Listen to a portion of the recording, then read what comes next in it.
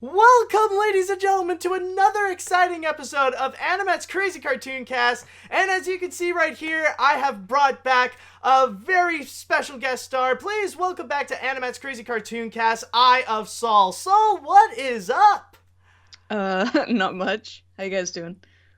Doing great so far. And also, I just want to say right now to the chat wall right over here, I am so sorry for the technical difficulties. It's just that my computer was just acting up and it decided to be slow at the worst time possible. And I would like to apologize for the long delay for this, but I just want to say at the same time, thank you so much for your patience, and now we can officially go and get things started with this episode. So, after that long little wait, Sol, are you ready? Chat wall, are you ready for this episode? I think so, yeah. Yeah. Alright. Well, at least it's great to know that someone here is keeping their cool. Like, I do actually would need a special guest star to just calm my nerves, to just calm down right now. It's like, okay, the whole technical difficulties is over. Now we can get things started. Okay, so, we are pretty much going to be mostly watching some trailers right now. That's pretty much the big thing, because this week, considering that coming soon, we are going to be getting some new animated movies. The Grinch actually just came out recently, and also coming soon, we will have Ralph Breaks the Internet and Spider-Man Into the Spider-Verse, so it would make sense that we would see more animated trailers for 2019 movies that are going to be coming out, and right now they decided to dish them out so that they can present them for those big movies. So, Sol, since you are my guest, I decided that you are going to be having the honors of picking which trailers are we going to watch in order. So, right now, you can actually go and pick the first one that we are going to see and discuss. So, which one would you like to check out first? Definitely the Missing Link one. Missing Link, alright. Might as well start things off. Actually, what a coincidence, I just got it right here as kind of a default. So let's go ahead and begin with our first trailer with Laika's next movie, Missing Link. Oh, it's hard to know whose fault that was. Let's do it again. Alright, so that was the trailer for Missing Link, and from what I've heard, a lot of people seem to be really impressed with it, and from what I see right over here, yeah, I can definitely see why. Sol, what do you think, like, when you first saw it? All I could think when I saw it is that episode of Moral Oral, Geniuses, where they find the missing link frozen in the forest, and then he becomes a person, and then he becomes like a right-wing religious pundit kind of thing. That's exactly what it makes me think of. He's even called Link, just like in the Moral Oral episode. Somebody just said animation, and that movie has box trolls. That movie has the box trolls vibe. I would agree as well. Mm-hmm. I think Laika excels when they focus on human characters, like when they focus on just sort of a microcosm of a person's life, like Paranorman or Coraline. Mm-hmm. And debatably Kubo in the Two Strings as well. When they do more fantasy stuff, I find it's a little bit, It's a bit iffy. Yeah, I would say that this looks like the dialogue will excel, and obviously the animation is going to excel. Mm-hmm. But yeah, I don't know. I mean, the last time they tried to do like a really pure comedy film with fantastic elements, the Box Trolls, it was just kind of, so... Yeah, I try not to judge from trailers because, trailers lie. Yeah, but true. It looks like it could be funny. It looks like it could be a lot better than Early Man, which I saw early this year, Aardman's Early Man, which was just confusing. Like, at least in Canada, it was not advertised as a sports movie. Yeah, that is true. Like, it kind of threw me off when I was watching this, and I was like, oh, it's pretty much your generic sports movie. Like, what? Yeah. I thought it would be like The Croods, where they lose their valley and they have to go find a new one kind of thing. But no, it's like just soccer. The whole thing is soccer. But yeah, so this looks like it's more focused, I would say. And yeah, just more like quiet. And I like movies that are quiet, not loud, obnoxious garbage. So Yeah, I wouldn't say I have high hopes from the trailer just because I don't judge the movie based on the trailer, or I try not to at least. But yeah, I mean, I love Laika. They're one of my favorite animation studios, so hey, I'll give them a chance for sure. I always Yeah. do. The funny thing is that I do understand your vibe, like when people say that they do have a little bit of vibes of the box trolls, because technically, this is like among all the Leica films, actually, this is the least leaning towards the horror element, where we don't see anything of suspense or anything that would involve any of like monsters or something or stuff like that. Well, I mean, technically, like you got Missing Link himself, but he's more like the gentle giant kind of character more so than the monster. It's kind of like the Iron Giant in the sense.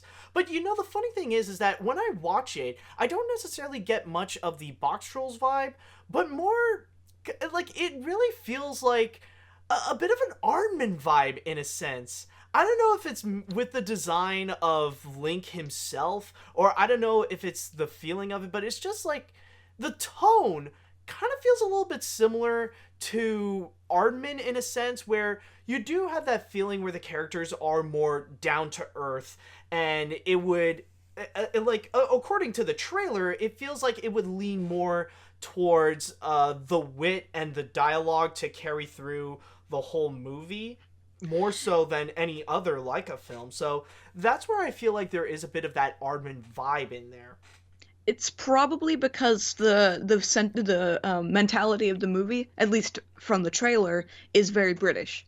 And Aardman definitely they're very much steeped in their like British sensibility, wit, humor, culture, everything like that. Leica's films are generally American. Coraline is American. Paranorman is American. The Box Trolls was Britishy, Britishy. It had more of a British mentality, but yeah, it was a little bit too silly. But yeah, this looks like because Britain's humor is definitely more quiet, witty, as opposed to loud and obnoxious. Yeah. So I could definitely see why you'd get Aardman vibes from that. I would say also maybe Link's nose might give you an Aardman vibe. It's got that like large, pig-like shape to it. And keep in mind the bunnies in the Aardman's Curse of the Were-Rabbit have that same type of nose, sort of like a pig nose. Or kinda. even in Early Man, actually. Yeah. Like that could actually be the Missing Link. Like you got Link from Missing Link, and then you got like the Early Man in the Aardman movie, and then like you got like a regular stop motion character in a sense. And yeah, the trailer doesn't show anything particularly fluid in terms of stop motion animation, which is what Laika excels at, is making really lifelike stop motion animation, whereas Aardman is more on the choppy side, but I think that gives it more charm, to be honest. So maybe that's why it also gives you Aardman vibes, is it's not as fluid as Laika's normal stuff, at least not in the trailer. But I do feel, that's the one thing that I do appreciate about this trailer is the fact that it really is not showing us, but it really does hint to us a lot of elements. Like, I'm sure that when the movie is going to be released, we will have that major sense of adventure that we would have in movies like Coraline or Kubo and the Two Strings. It does hint to it, considering that like the mission that they're stating that this could be about is that Link is going to go see his family. Like he's going to go back home in a sense. And through there, we do see him travel like, and funny enough, there is this one area that it seems like he's going into Arendelle, where he's going in this ice castle in a sense. So I do feel like there is a lot more than it's hinting us. So that's one thing that I do appreciate as a trailer, is that it's not revealing to us everything. It's only giving us a little bit of the tone and who is going to be like the main characters. So yeah, like trailers should. Instead of giving everything away. Sorry, Carlamon says, so Missing Link is part of the YCU, Yeti Cinematic Universe, with Smallfoot and Abominable. I wouldn't say that. Missing Link isn't considered a Yeti. It's just an earlier stage of human evolution. So no. I guess technically that is a whole discussion in itself about Yetis, Bigfoots, and Sasquatches. Like, are they all a part of the same race, or are they all the same animal, or stuff like that? So that could be a whole entire different discussion. But he does, Carlamon does bring up a very good point, is that there does seem to be a little bit of a theme where we are seeing more of these, like, Bigfoot Yeti movies coming out at the same time. Like, we got Smallfoot now, and then soon there's going to be Missing Link, and then there's going to be Abominable, which is going to be the next original DreamWorks movie coming out late next year, I believe? Yeah, did you see Smallfoot? Yeah, I did. I thought it was mediocre as hell. Yeah, I think the only thing that stood out to it were a couple of the songs. Other than that, it was just kind of like... Yeah, it's like, it's like, I could see how some people can enjoy it, but it's just, for someone like me who has seen, like, so many animated films, like, this is just old news to me. It's like, honestly, I've seen too many of the stuff, so it kind of bores me. I do like Zendaya. Zendaya, ironically, like, with the meme, she is actually the best part of the movie, and her song was actually great. That's why I'm pretty much... Go on. It was just like a little Oscar baity. That's all. It's like it tries to be Let It Go, but like more. Oh, look at how a progressive. I don't know, not progressive, but just like look how open we are to new ideas and everything like that. And it's like, ironically, that's what I was about to say. I was about to say that I wouldn't be surprised that we would see this actually get nominated for an Oscar. Honestly. Personally, I think the opening number is better, even though it felt very much like a more poppy version of Everything is Awesome and less less like social commentary-y, but whatever. Yeah, I guess. In a way. I mean, Yeti, give me the spaghetti, right? Yeah. Yeti and my spaghetti. Get ready for Puchskinti gay. Anyway, that's off track. I just wanted to... No, Missing Links are technically not Yetis, because Yetis are like, they're only... They're like a different class of primate type of thing, whereas Missing Links are just a previous... They're kind of like more intimidating gorillas, in a way. But Missing Link is basically... the missing link between man and ape. Yeah, exactly. But yeah, overall I would say that I really am impressed with this trailer. It does, like, there are some parts that it does seem pretty funny. Even though we don't see much of the animation, we don't see the animation be in its full potential like we would see in stuff like Kubo or Coraline. The animation does seem pretty fluid. It does seem pretty impressive, and I mean the designs are actually really nice as well. So I will say that with Missing Link, it definitely does seem one of the more promising animated features that are going to be coming out next year. Yeah, I hope they explain how he learned English. That's all I could say. How did he learn English and learn to write if he was the only one? If they explain that, I'll be perfectly fine. One pet peeve I have, though, and this isn't just the movie, this is just anything in general, when somebody who's not very good at writing or, isn't particularly literate or something, they write their R's backwards or some letters backwards, but they don't do it consistently. So they write, like, one R backwards, and then they write the next R forwards. And it's like, you only write it backwards if you think that that's the correct way to write it. So all of your R's should be backwards. God damn it! Good point. It's not a big thing. It's just it's something I know. I've noticed. It bothers me, but it's not. I wouldn't like. Oh, his R's aren't backwards. 1 out of 10. Never seen this movie again. No, 7 out of 10. Not enough backward R's. Yeah, exactly. No, I do get it. I'm sure they would explain it. It's not like they're just gonna put it on the side. Eventually we will see more of it later. I mean, keep in mind, this is just our first look in general, and I will say, as a first look, I think Laika did a pretty solid job. Not necessarily to get us sold into seeing the movie, but at least enough to get our interest. To look at it and say that, this looks interesting, tell me more. Yeah, well, that's what trailers should do. They should get you curious without giving everything away. Like the Wonder Park trailer. Perfect. It doesn't give anything away. It shows the general premise. It shows the main character. It gives a nice musical sting to the whole concept, but it doesn't give anything away. It doesn't have this like overblown narration where it's like, the theme park came one day and all the kids loved it, and then one day it disappeared. It's like, just leave it up to the viewer's imagination. That's what gets people curious. Yeah, I mean, come on, it's like the song, all we are is curious. There's nothing wrong with that. You don't have to spoon feed everything in a trailer. It's so frustrating. Anyway. I guess it depends. Like, maybe they'll do that in the second or third, but, like, they'll definitely not, like, if they do that in the first trailer, then yes, of course, that's definitely a major problem. But with this one, yeah, I will say, Yeah, definitely looks very interesting, and I'll like it'll definitely make me keep an eye out for this one. Mm-hmm. So, with that said, though, I want to go into the chat wall right now, and I want to ask you guys, what do you think about the trailer for Missing Link? Are you guys interested in it? Do you not like it? Did you like it? Let me know what are your thoughts on it right now.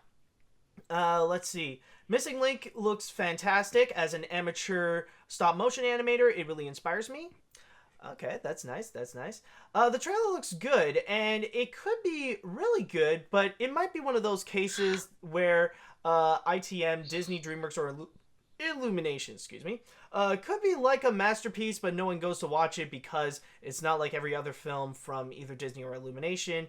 Everyone needs to support Missing Link so Laika can have another box office hit like Coraline, which the movie didn't make that much. That is sad. I mean, he does bring up a very good point that, unfortunately, with cases of stop-motion films and even Laika, that they are not much of a box office hit. And I mean, even Kubo and the Two Strings, while it is critically praised and beloved by audiences, it is, unfortunately, a box office flop.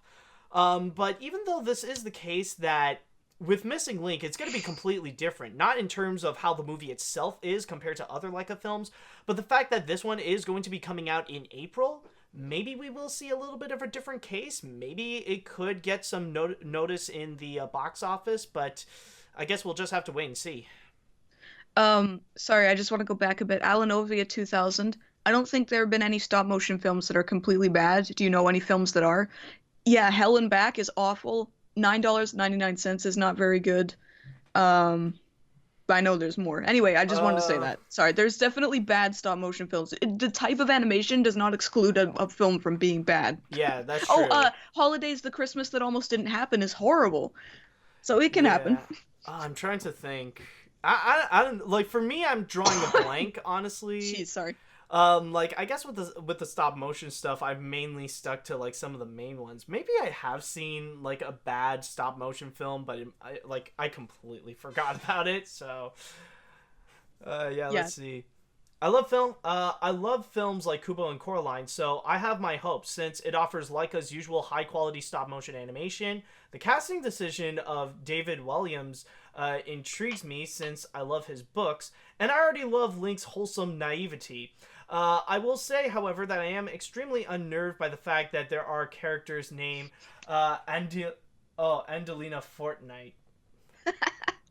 God damn it. Oh, yeah. We're already getting Fortnite references in animated films now. Fortnite dance. Robot Chicken, although not a film, can be pretty awful. Fievel, yeah, but I would say the bad doesn't outweigh the good for Robot Chicken. I would say the worst that it gets is, like, mediocre. Yeah. There are some things, it's like a mixed bag, really. Sometimes you'll get some golden moments. Other times, like, it just gets a little too repetitive with the themes. It's like, oh, let's take this classic cartoon property and let's make them have a blood massacre, or let's make them have sex. You know, I think the worst thing that they did is Bitch Pudding. Like, when they gave her an entire episode, that was just like, she's not funny. Like, all she does is just swear and do naughty things. It's not funny. But anyway. Yeah, I mean, there are ways that you can make sex or you can make, like, violence funny. It's just, like, it's an art in itself. You need to know where to go into the right... Oh! Someone actually brought up a good example of a bad stop-motion film. Even though it is a live-action animation mix, Monkey Bone. Yeah, I can't comment. I've never actually seen that. Monkey Bone, Also, it's a hybrid movie, so does it count? Okay, yeah, I guess. I guess. But I mean, like, that is a good example when you have a movie that ends off with a panicked David Foley, like, whose face is all purple, telling the audience to take off their clothes. Don't look at me! Look at the freaking movie! Sorry, my cat is, like, screaming over there. Yeah, even the cat is confused. He's like, David Foley did what? Yeah.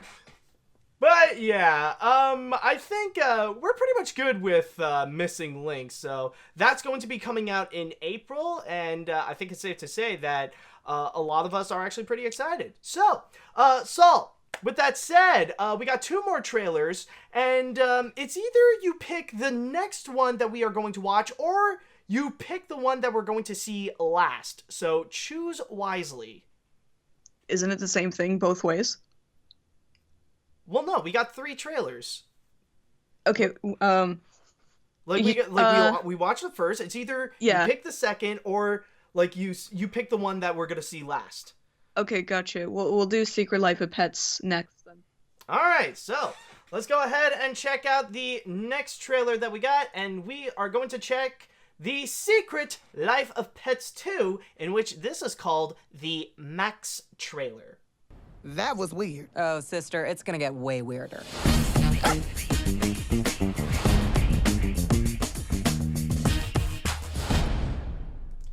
All right, so that was the Max trailer for the Secret Life of Pets 2 and our first look at the movie. So, what are your thoughts on this one now?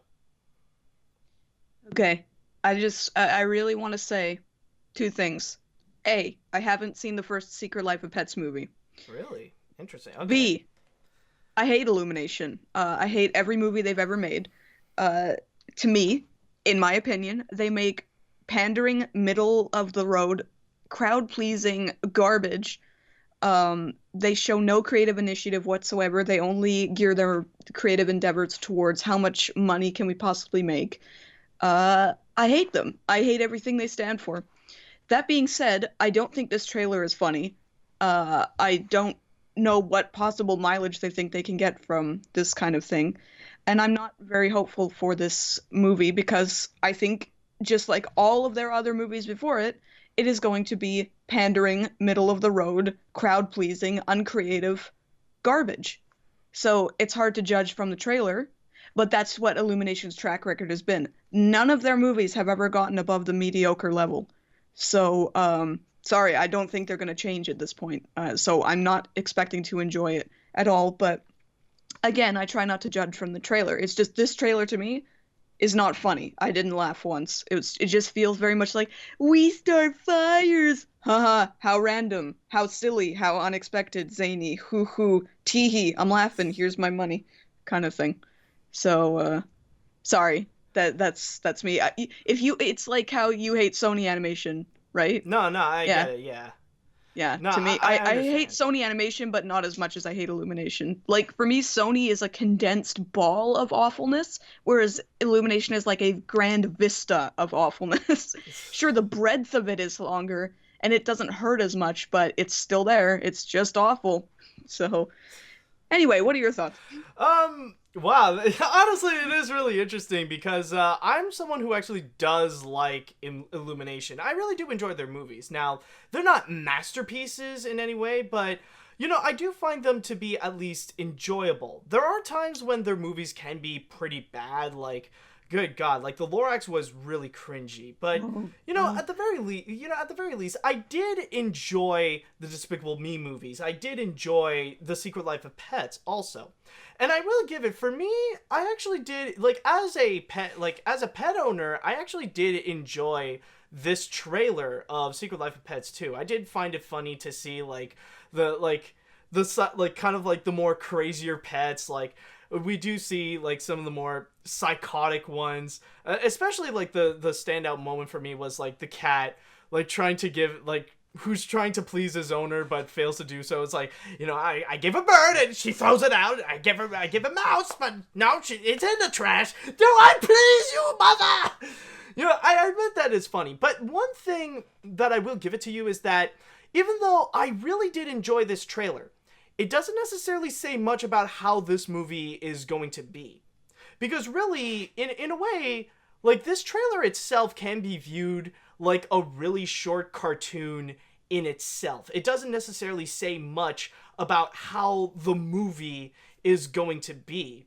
Like, I don't know how the film is going to come out. It's just that, yeah, it's like the trailer, for me at least, it's enjoyable in itself, but it's not necessarily something that really says much about the movie that's going to be coming out. It doesn't really say much about The Secret Life of Pets 2. And yeah, I mean, honestly, for someone like you who doesn't like Illumination, I got the feeling that, yeah, for people who don't like Illumination or Secret Life of Pets 2, like, it's pretty clear this is not going to be the movie for you, so I don't think this will sell you in any way, but I guess it's just mostly trying to go after the people who are more hooked onto watching The Secret Life of Pets or Illumination films. Like, that's what, like, the fact that this was released at the same time as The Grinch, like, it knows its audience. Like, the people who are going to see Grinch, of course, they're going to enjoy this trailer. Even when I went to see Grinch recently,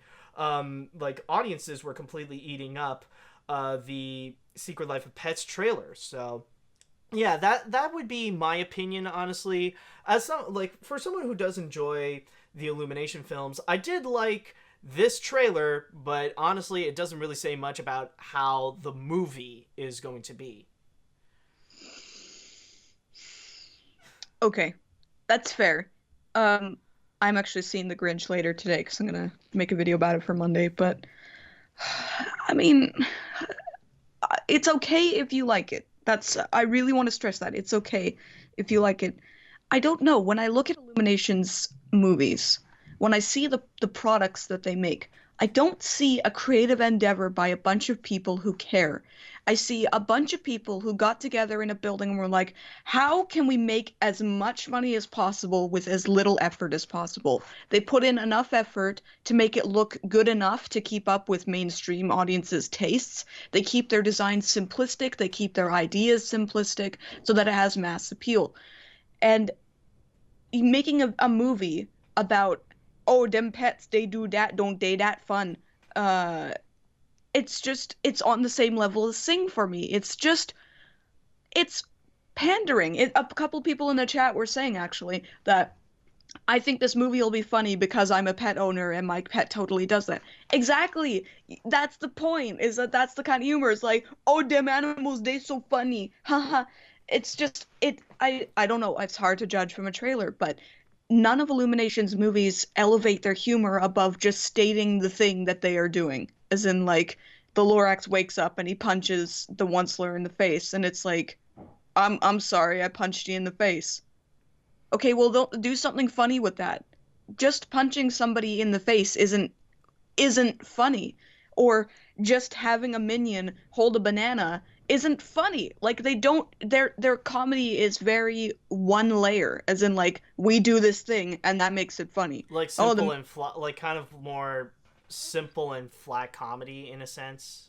Yeah, and yes, people find that funny. I'm not saying there's anything wrong with that.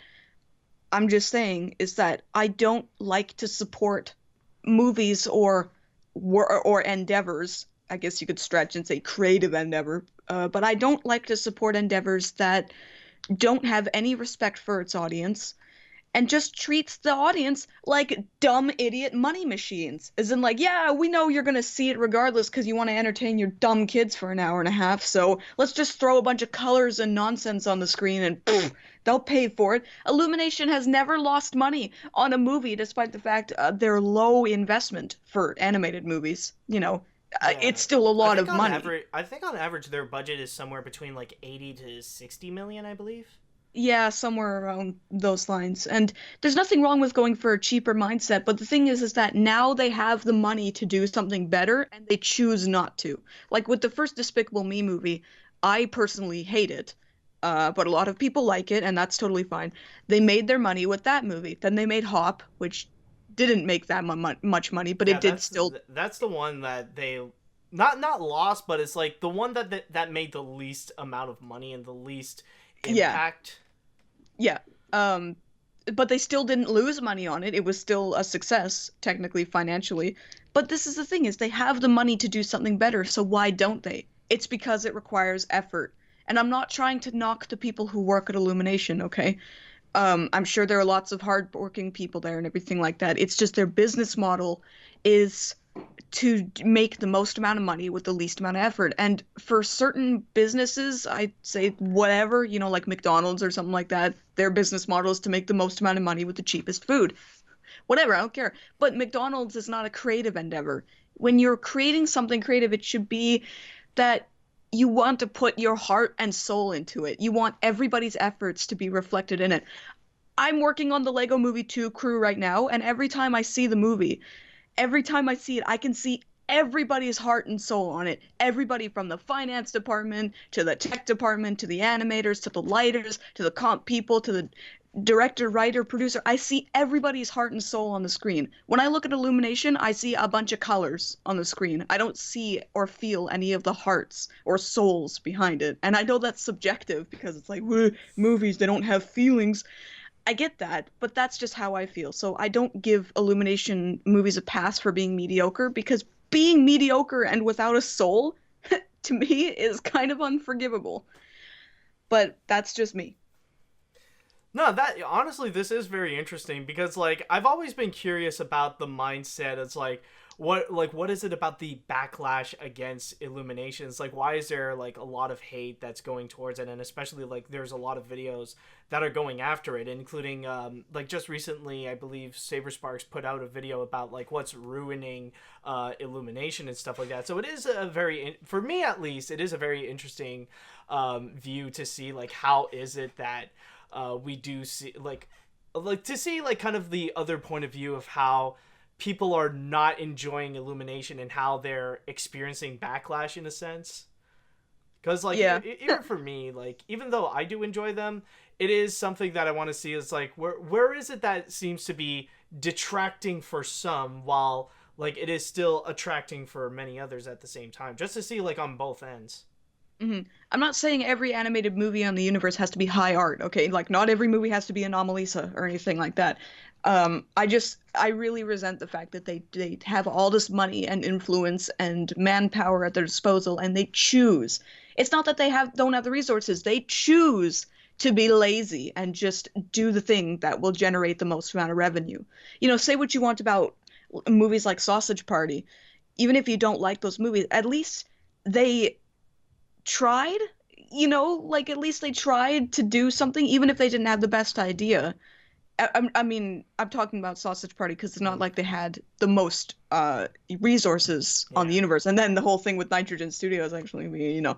I'm just saying is that there are so many things I've seen, like Lego Ninjago Masters of Spinjitzu, where they do the absolute best they can with the limitations they have, and that's what makes it good. Something is only defined by its limitations and not its successes, I say. So when you have all these successes, you have no limitations, and you choose to be middle of the line, mediocre, and boring. It's insulting to me. It really is. I'm very passionate about this kind of stuff. Very much. Sorry, Oscar Marquez. Is that where the animators were abused? It's not like they were being whipped or anything like that. It was more that they were being overworked with loads of crunch time, and they weren't like being compensated for it. Subject altogether. Yeah, actually, one of my old coworkers at DHX worked at Nitrogen Studios on Sausage Party, but he left halfway through, so he didn't even get his name in the credits. Oh yeah, that's another part of the controversy, that not many people did get their credits. Yeah, that sucks. I'm just saying, like, say whatever you want about Sausage Party, but it was just a movie that had a lot of limitations, and they did the best with what they could. Mm-hmm. Personally, I think Sausage Party was fine. It wasn't high art or anything like that, but it was just whatever, you know. But to me, that movie has a lot more soul than something like Illumination's movies, because, yeah, they didn't have all the resources, but they tried their best. And maybe it didn't work out, but I respect the effort a lot more than the result. Yeah. No, I definitely do understand. So, you're going to see Secret Life of Pets 2, right? I'm just kidding, man. Well, I have to. Yeah. Well, yeah. No, I'm but if you had the choice... and just... Yeah, like if you had the choice, I guess you're not. Like, if it's outside of, like, working on, like, your videos and animation and stuff like that. Oh, God, no, I wouldn't see it. That's why I didn't see the first one, because it was like, I know exactly what I'm in for. This movie isn't going to surprise me, and that might be, you know, I mean, that's a little bit myopic of you, because you won't know until you see it. But once you see 2 seconds of an Illumination movie, you know exactly what's going to happen, except for Hop and Despicable Me 2, because those movies are so weird that they're all over the place. I cannot tell you how much I hate Despicable Me 2. Oh my God. That is interesting. But yeah, no, I do get where you're going with, and yeah, I think we can pretty much confirm that this is not going to appeal to the Illumination haters, or to those who are not fans of Illumination per se. I was gonna Sorry. say hater is Yeah, it's a little strong bit- word. I apologize. Yeah. I wouldn't say I'm that. I don't like wake up in the morning and be like, God, I hate Illumination. It's just when it comes into my ballpark, it's like, yeah, I don't like Illumination. I think they produce garbage and that's it. But I don't want to burn their studio down or anything like that. It's like the Michael Bay quote thing. You can say whatever you want about the Transformers movies, but they do keep a lot of people employed. And it's true. The Illumination, despite what I think of their movies, do keep a lot of people employed. So nothing I say is going to make them change their minds, so they can just do their own thing. I don't care. It doesn't mean I have to like it or engage with it or respect them or anything like that, but they can do what they want. Yeah, pretty much. All right, so from there, let's go into the chat wall right now, and I want to know what you guys think about the trailer for Secret Life of Pets 2. Did you guys enjoy it? Did you guys not like it? I want to know what side of the fence are we... Oh, someone asked, are we going to talk... Oh, yeah, the factor of Patton Oswalt, since... Yeah, it is true, because considering that in this case right over here, Patton Oswalt is replacing Louis C.K. because of his little #MeToo controversy. So, I will say, for some... I'll just start off. For someone like me, who has seen Secret Life of Pets 2, honestly... I didn't really notice. It's like it's kind of like a little detail that I don't necessarily care about, because the thing with Louis C.K. is that when you think about his voice, it's not really something that's very distinct, and it's honestly easily replaceable. Like, hearing Louis C.K.'s voice is kind of like your typical middle-aged man that can easily be recreated. Case in point, it's honestly really it's easily replaceable, like when you would see in Gravity Falls, where Louis C.K. was supposed to be a guest star, but then after his controversy, Alex Hirsch returned to Disney just to replace his voice. So on that aspect, I'm sure Patton Oswalt will do a fine job voicing Max here, but honestly, it's not really anything that feels that noticeable. I mean, I don't even want to touch that at all. Might have some slightly controversial opinions on that, and I'd rather not start a flame war. No, that's perfectly fine. Going back into the chats, let's see. This trailer is decent, doesn't appeal to me at all, but I do like that they replaced Louis C.K. with Patton Oswalt, since, yeah, all that. I got a bad feeling that this sequel will make more, as far as going into $1 billion, and possibly next summer, including more people, will like this sequel even more and more. I'm not a fan of Illumination, that's all I could say, and, yeah, so... We got that. Another one. As a cat, dog, and bird owner, I thought this trailer was pretty amusing. Patton Oswalt did a fine job, and the pets were kind of funny. That's not saying it's a Secret Life of Pets... That's not saying I'm a Secret Life of Pets fan, since I thought the first film was meh, but I think the sequel will be as meh as the original. I probably won't see it in theaters. It's amusing, but doesn't look too special.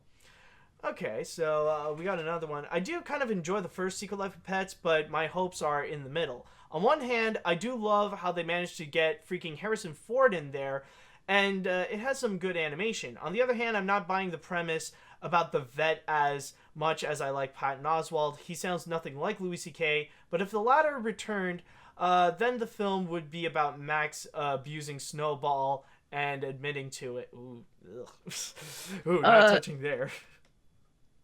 Joe's Sonic Boom, actors shouldn't really be replaced because it can affect any movie. Well, yes, but there are certain parts where it should be replaced. Say if the voice actor dies and the character is still in the movie, gotta replace him. I mean, you can't get a dead person to do a voiceover. If the person is unavailable and has to be replaced, you can CGI him. It's gotta be something that has to be done, unfortunately. So yeah, it sometimes ruins things. I would say that a lot of the time it does ruin things if you don't get it right or don't care, but it's just something that has to be done. They don't do it to piss you off or anything like that. It's just there are lots of circumstances that might require replacing a voice actor. So yeah, it can be frustrating, but hey, that's how it goes. Yeah, that's pretty much the business. So I think with all that said, we're pretty much good with this one. And Saul, may I just say, good luck on the Grinch, because after what you said, oh boy. Yeah, that's all I can say. Good luck. I already, from my first impressions, I can say, why are you making the Grinch, like, cute? Don't make him cute. He's supposed to be, like, a gross-looking sort of weirdo. Like, why is he pear-shaped? He shouldn't be pear-shaped. Anyway. I don't know, I haven't seen guess, the movie like, yet, just to so- make the big, I don't know, I guess to make the big stomach funny, because it worked with But Jim it's- Carrey. But it's not funny. Just being fat and, like, chubby is not funny on its own. You need to do something with that. But anyway. Yeah. Let's not get into that. I haven't seen the movie yet, so... Well, you gotta save some anger, because we got one more trailer left, and this is the one that got the least amount of good response so far. Yeah, there's a lot of dislikes on the trailer. Yeah, so with Whoops. all that said, we might as well go and get to our next trailer, which is Uglydolls. So let's go ahead and check this one out. Must be a customary greeting here.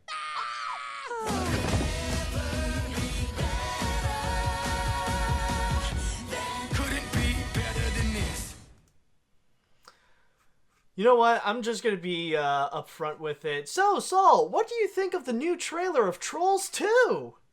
Well, okay, well, the title is already a flat-out lie. Those aren't ugly, those are adorable. They're specifically manufactured to be cute, so that they appeal to the audience. I mean, look at them. That's not ugly. Ugly is when you can't actually look at them. Is it ugly by the universe's standards? They just look slightly weird. That's it. I know they're based on toys or something like that, but like, come on, like the Boglins are ugly. Like that, make a movie about the Boglins and call it Uglydolls. There you go. But from this trailer, I already know exactly what's going to happen in the entire movie. There is going to be no surprises. They're going to start out the whole their city is going to be, you know, weird, but they're all going to be happy, and then there's going to be one person who finds some person from that land of perfection. You know, they'll run into them in the inciting incident and be like, oh, maybe there's another world out there. So they get an entourage of friends to go to this land of perfection, and then they try to change their ways, and oh, it turns out that we're actually ugly. So then they go back in the second act low point because they're ugly, they're not as good as the people from the land of perfection, and then something happens to make them go back to the land of perfection, and then they have to work together with the perfection people to try and solve the issue, and then it turns out, hey, you're not so ugly in the end, we can be friends. And that's the movie. I can tell just from the trailer itself.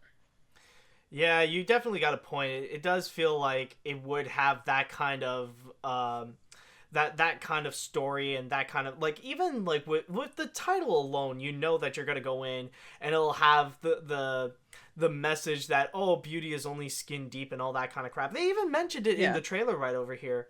Now, there are some things that I cannot necessarily complain about because, yeah, like you mentioned before, this is based on a lineup of toys. So I can't really complain about the title of Uglydolls, and I can't really complain about the designs. Even though I will say, like, with the way that they move and kind of like their approach to these Uglydolls, they kind of remind me a bit of the Rabbids from Rayman Raving Rabbids, especially with their teeth and stuff like that. And especially in terms of their mannerisms, with the way that they want to be weird. It's almost like you look at the animation, and instead of actual dialogue, you would mostly hear like, you know, that's mostly the feeling that I would get from there. But yeah, for me, I can't help but feel like all I see is Trolls, where this movie is basically trying to copy Trolls. And this is not just on the factor that they're both based on toy lines and they're getting their own animated feature, but also the color palette is very similar, where they're trying to make this a very colorful movie and each character is uniquely colored in a sense. And also the factor of music. You could tell that in this movie, they really want to make music a big factor, like probably even a musical, considering that they also brought on board a lot of singers to be the stars, like Nick Jonas, Kelly Clarkson, and even Pitbull, which I don't getting know. the most topical of singers there. They're really relevant. Yeah, and like even the idea of bringing Pitbull on board, it's just that, like, I have nothing against Pitbull. I'm not a hater on his music or anything. It's just that the idea of having Pitbull in an animated film kind of turns me off in a sense, especially after Epic, because he only appears in one scene, but holy crap, he is not an actor whatsoever. He cannot act, and I don't know if he could do the same thing in here as well. Like, he's mostly there just to provide a soundtrack, so... Yeah, and honestly, at this point, even while chatting, I already forgot about the song that they're trying to sing, except, like, the one part where it's, like, not singing in a sense. It's like, can anything be better than this? Well, just, now we all say, hey, hey, it's another day like every other. It's I all got the same. passion in my pocket. I got passion in the street. Yeah, everything is awesome. Yeah. These are all of these opening songs about, maintaining the status quo and how gee Willikers awesome it is. This is like the new thing. Well, no, it's not the new thing, but it's a good way to start your movie off really bland is a big opening number where you sing about how everything is super, just the status quo is... You might as well say everything is awesome. Yeah, except everything is awesome is great because they do sing it, but it's not like part of a musical or anything. It's just a song on the radio and it's playing everywhere, kind of thing. And it sets the mood without having all of the characters stop the plot to just break into song or anything like that. It complements the story. But stuff like like Smallfoot. It's not that it stops the plot, but it's just a huge opening number where it's like every other night I don't wanna change a thing, not one little thing. It is perfection. You know, that kind of shit. Yeah. So it's. I mean, I wouldn't say I'm tired of it necessarily, but it's becoming a bit of a cliche. That's the thing. You know, no, but honestly, I do have the same feelings about it. It's like I do get what you mean because I feel the same way with Screaming Goats. Because I feel like nowadays I'm starting to see more animated films that have screaming goats more than ever. I don't know why. Oh. It's starting to become a trend, and spoiler alert, it also happens in The Grinch as well. Oh, I know that. That was in the trailer. Yeah. Well, screaming goats are funny because, haha, it screams. It's surface level comedy. They don't do anything with it. It's just the goat is screaming and it sounds funny. Tee hee ha ha. Gives you money. Like, one thing that annoys me is that I'm starting to see it more happening in animated films than usual. It's like you're going into one animated film and then you go into another. It's just like, you again? It's like, why are you here? The Lego Ninjago movie has screaming goats? No, it doesn't. I don't remember any screaming goats. Yeah. Like, no, I know Ferdinand has a screaming goat. Smallfoot has a screaming goat. Yeah. Yeah, and then now we got the Grinch. Is there any others? Like, yes. I feel like there probably is more. Yeah, there are. Yeah, I don't remember. Does Hotel Transylvania 3 have a screaming goat? I've purged Hotel Transylvania 3 from my memory at this point. I had to get it scoured out like it was a barnacle on my brain. I don't blame you there. I mean, I still didn't think it was as bad as Hotel Transylvania 2, but it was up there for sure. Lego Ninjago has a giant cat. Yes, it does. Yeah, it does. At least the first time. Hey, at least the first time that cat came in, that was funny. And then afterwards, it's just... Then it became as welcoming as the screaming goat. You know, it's funny. I actually got to see how they did the whole fur texturization for the cat. Oh, really? And everything like that. Yeah, some of the old archived stuff. And I'm like, wow, that's really impressive. But it still looks very uncanny. It's the eyes. He can't... Yeah. It doesn't look like a real cat. But whatever. The Wilhelm scream? The Wilhelm's, it's classic, man. Wilhelm scream is another case. That's it kind of went to the point where now it's like tradition. It's a film tradition now. Yeah. So it's classic. I mean, yeah, it's kind of annoying when something overuses it, like the Lego Ninjago movie, but yeah, and especially, I still think when I hear it, it's like, yeah. No, the thing is, with the Wilhelm scream, what that does is that, like, it's only a brief moment. It's like 1 second scream of, ah! Like, just there, and that's it. Screaming Goat, like, these movies would spend a lot of time on that specific scream. Like, whenever we see a screaming goat, they have to, they gotta devote, like, at least 20 seconds for that little moment. It's like the movie is saying, all right, everybody stop everything! We got a goat. Listen to this. Ah! You know, it just does that. Well, like I said, it's surface level comedy. It's funny because the goat screams, or the llama screams, or the horse screams, or whatever screams. It's screaming is funny. For some reason. For some reason, exactly. And that I can't stress that enough, is that yes, it makes you laugh because look, it's a goat that's screaming. Isn't that funny? The goats don't look like they should scream, and yet they do, and that makes it funny. So I agree with you there, is that it is way too overused at this point. But hey, it's probably not going to go away anytime soon because it makes people laugh. And it could, and maybe it'll probably appear in Uglydolls even. Would you be surprised?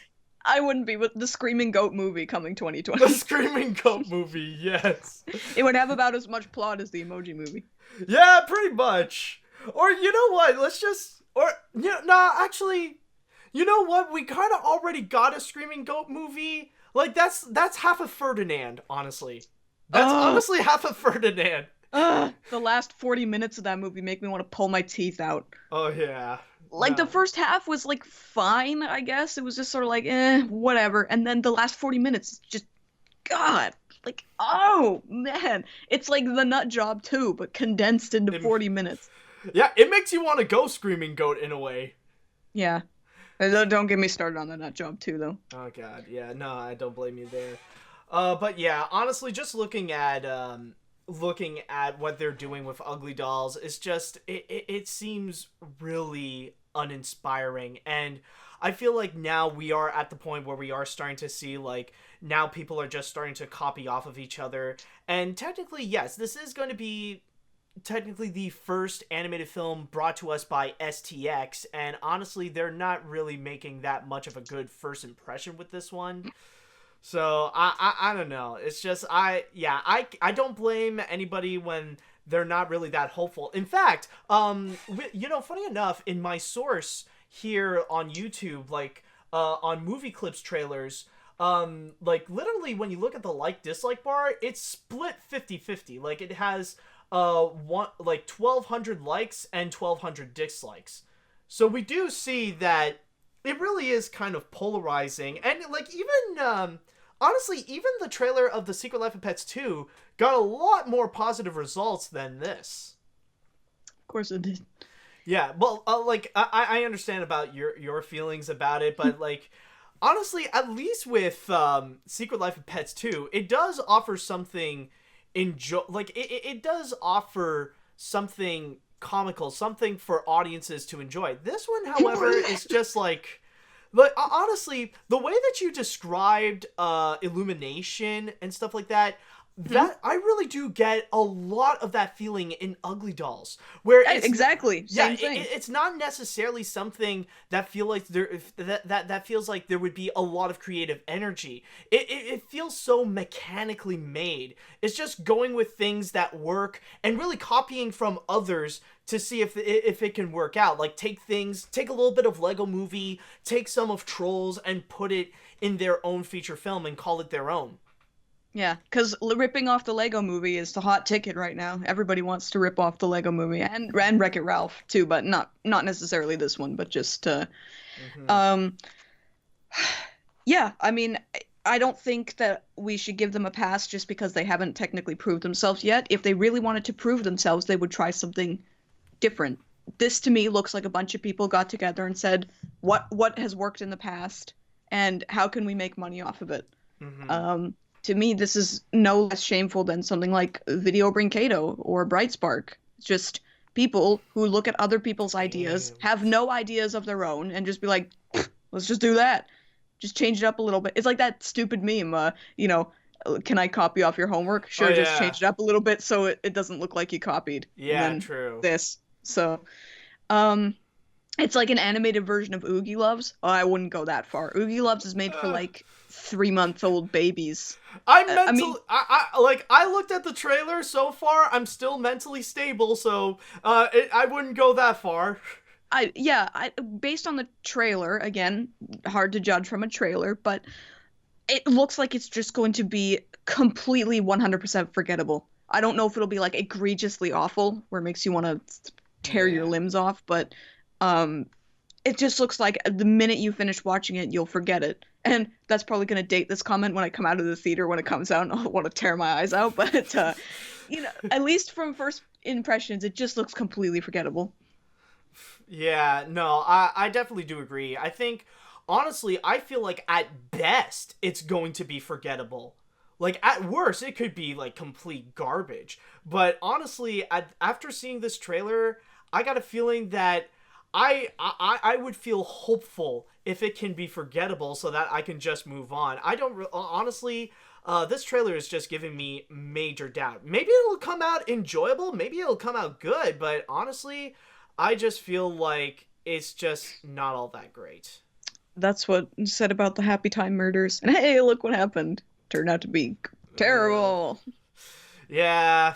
Well, to be fair, that's just because they got a script that's, like, awful garbage. They shouldn't have used that script. It's embarrassing. Yeah. But anyways, I would like to know from you guys right now in the chat wall, what do you guys think of the trailer of, I was about to say Uglydolls too, but anyways, Uglydolls. What do you think of Uglydolls so far? Are you guys actually interested? Do you guys want to go see it, or do you hate it? Do you not like it? Let me know. Let's see. Uglydolls looks like it's a very mixed bag of a film. On one side, the animation looks fantastic and very creative, and also I really like the message of embracing your weirdness, but I'm worried it will end up being too childish, and it really feels like it's trying too hard to be like Trolls. I look forward to it, but so far I feel meh. I mean, go on. Oh, I was just gonna say, in terms of the whole, it looks like it's good because embracing your weirdness. If they really wanted to embrace weirdness, they wouldn't make all of the ugly dolls cute. They also wouldn't make the area they live in all nice and polished and clean. If you really want to embrace your weirdness, they should show really outlandish and strange things. That's what the Lego movie does, is the strange people are the ones who create the most amazing things.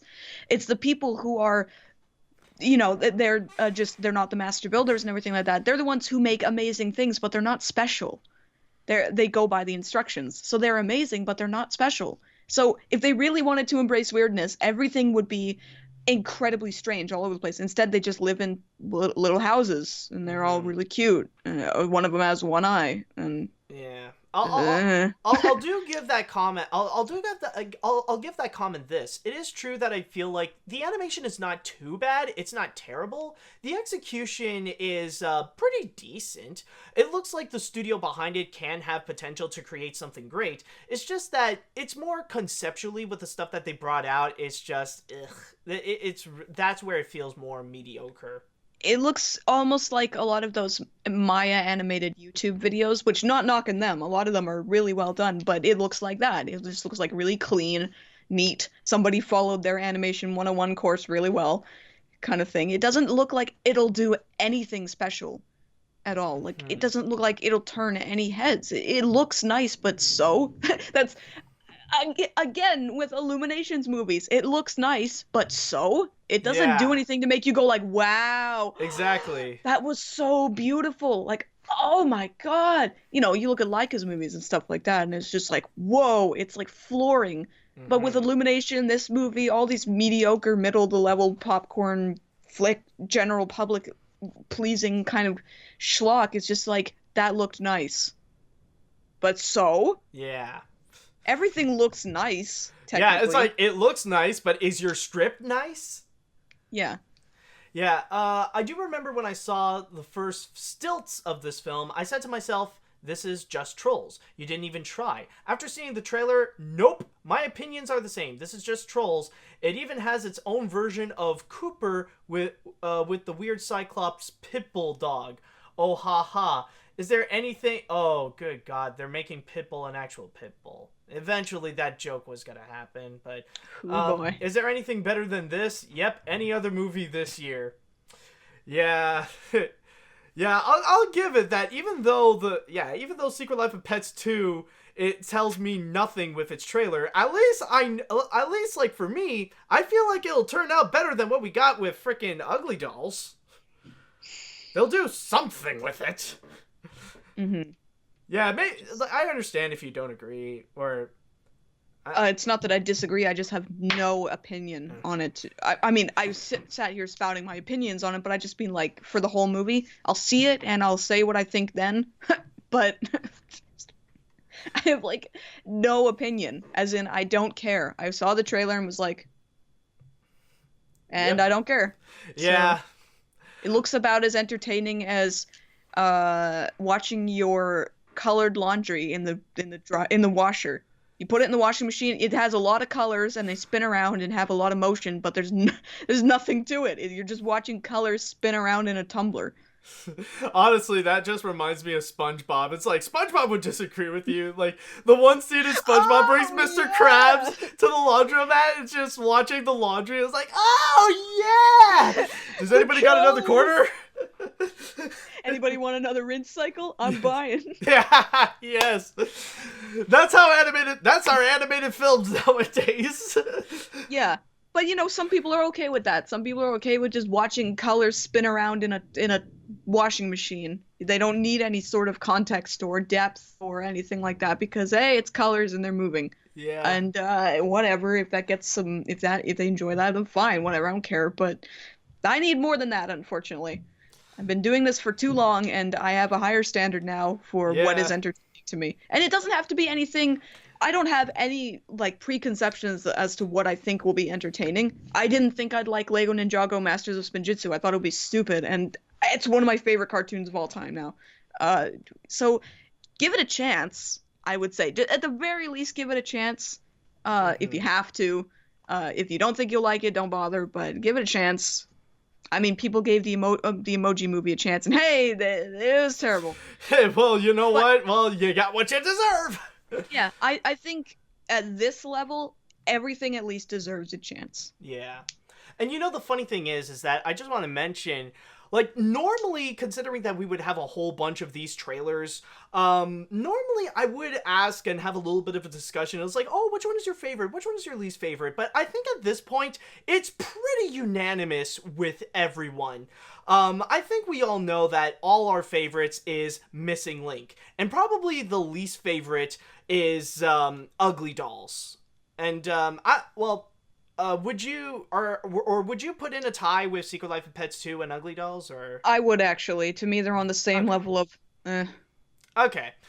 Yeah, but the reason why I say that is mainly because I actually did take a poll. Like, I decided to go around social media and take some statistics, and they all turn out the same.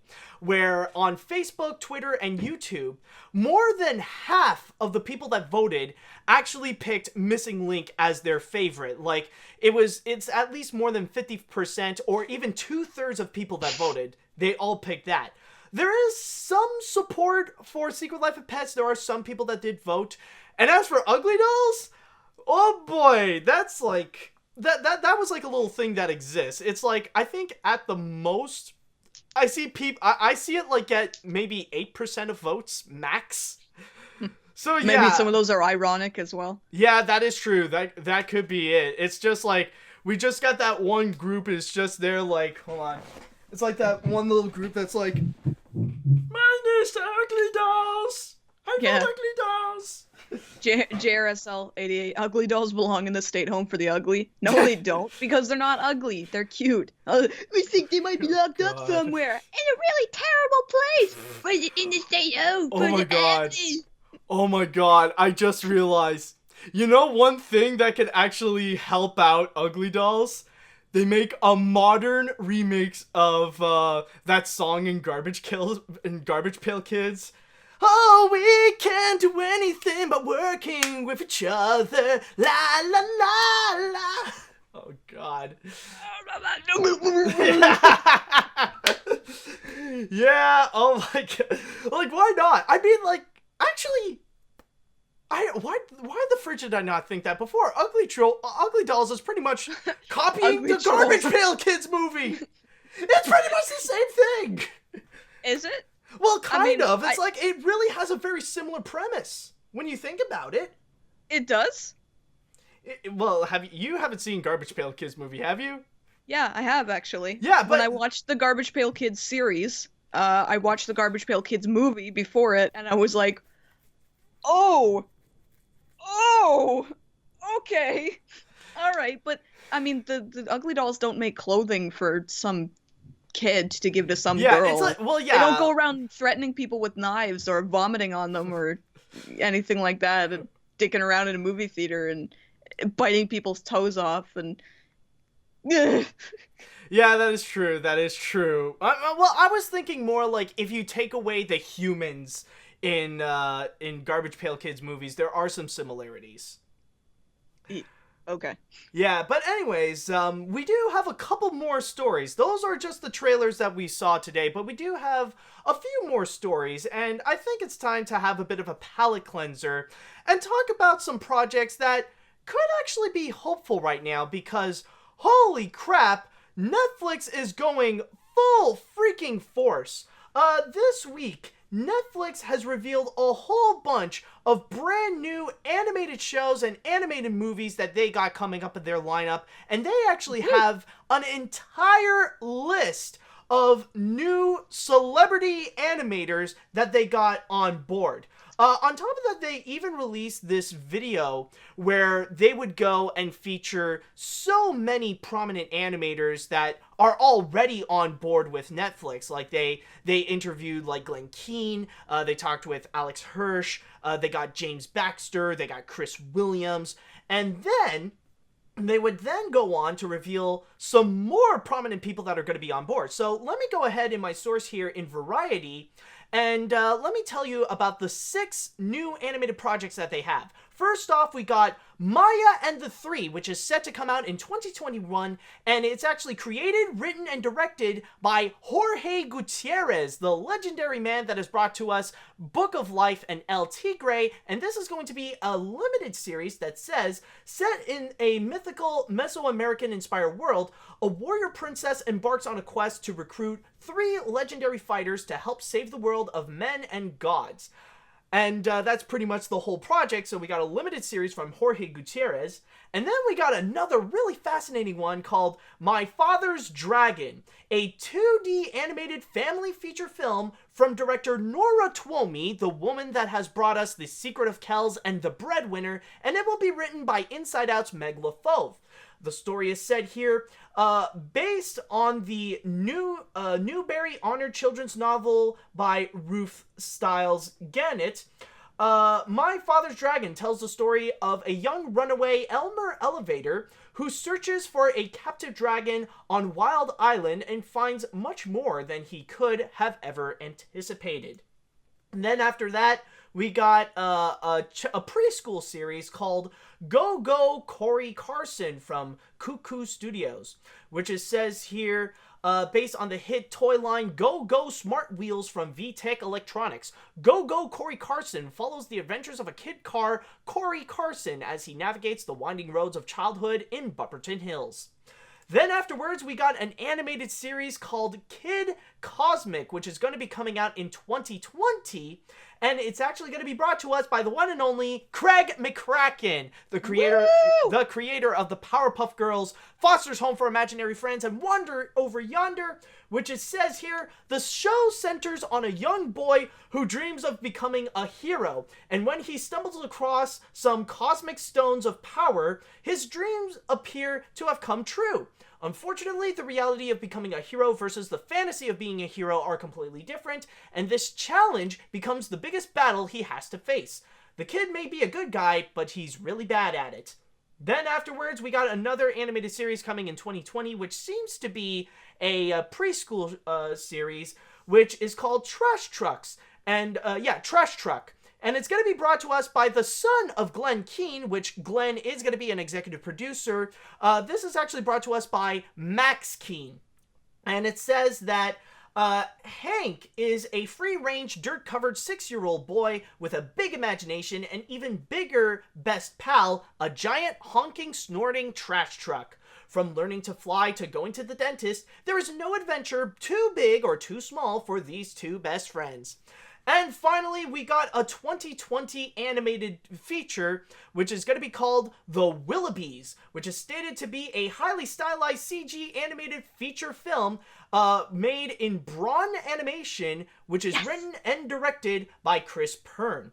And the story is said here that when the 4 Willoughby children are abandoned by their selfish parents, they must learn how to adapt their old-fashioned values to contemporary world in order to create a new and modern family.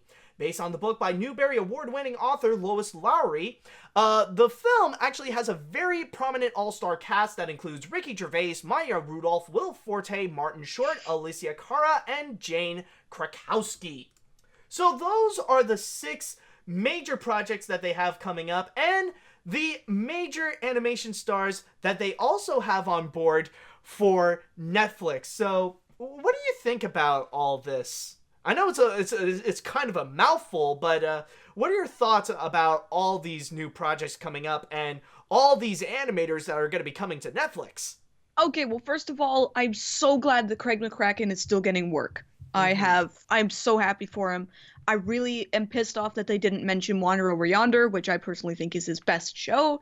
But whatever, it's a Disney that's thing. That's variety, so yeah. Put it on them. I'm really happy that he's getting work. I hope that this new idea of his works. I mean, it sounds a little bit generic. It kind of sounds a little bit like Danny Phantom sort of thing. But hey, you know what? I have yet to see a bad show from him. I think that Foster's Home for Imaginary Friends has a lot of problems, but I don't think it's a bad show.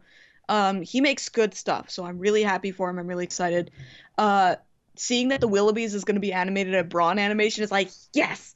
All the animation studios in Vancouver, they're all kind of in the same area. They're all either just at the edge of East Vancouver, or they're in the downtown Yaletown or Gastown sort of area because they need to be close to Arbor Center. So everyone kind of roots for each other. Everyone sort of knows each other. So I'm just really happy that they've got a project because, hey, everybody just kind of goes between studios in the city. Like, they don't leave. They just kind of fornicate within this. Yeah, they just hop from one place to another. Exactly. As soon as their contract is done, they just go to another one. So people are always cycling through studios. Anyway, I'm just happy to see that they've got more projects in there because, hey, who knows? I might be there one day. Other than that, I'm not sure what the preschool fascination is with Cars. I mean, when I worked at DHX, there was a series being made there about it. It was like a preschool thing with Cars. No, there were like 2 of them. There were like 2 shows that were being made about cars. Like there was one with monster trucks, and then there was one where it's like the cars or the vehicles were pets. Like so these little kids had like vehicles for pets kind of thing. What is it with preschoolers and cars? Like why do they like cars so much? You know, you say honestly the answer is mainly because of the word that you keep on repeating. Cars. And I don't mean the vehicle. Oh, you mean just the movie Cars? Yeah, the Pixar movie. I'm sure that played a major factor onto why children nowadays are so fascinated with cars. I'm sure that played a big part on it.